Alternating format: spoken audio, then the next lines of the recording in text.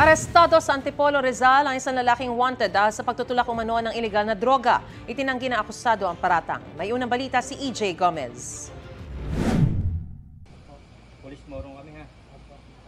May warrant ka galing sa branch 158. Ito yung inutos ni Judge Mary Joyce Albaran Masangkay Trasballes sa section 5 ng Comprehensive Drugs Act of 2002. Matapos ang 5 taong pagtatago, nadakip na ng mga pulis ang 28 anyos na lalaking ito na inaakusahang nagbebenta ng ilegal na droga. Ayon sa pulisya, 1 linggong minonitor ang akusado matapos ilabas ng Morong Regional Trial Court ang arrest warrant. Naaresto siya sa kanya mismong bahay sa Barangay Kupang, Antipolo City. Ang akusadong high-value target at isang construction worker kasama sa listahan ng most wanted person ng Calabarzon at dati nang nakulong dahil din sa droga. He's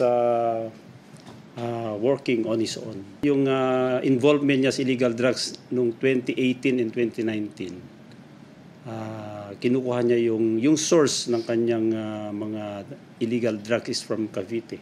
And dito niya binibenta sa Morong, Tanay, and Baras, Rizal. Ayon naman sa akusado, yung pinaparatang sa akin hindi totoo. Aminado naman siya sa pagkakakulong noon matapos mahulihan ng droga. Wala po, kunti lang po yun. Napakakunting-kunti lang po.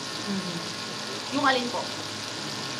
Yung dating sa akin, hirap po sa buhay. Nasa custodial facility ng Morong Municipal Police Station ang akusado. Ito ang unang balita. EJ Gomez para sa GMA Integrated News.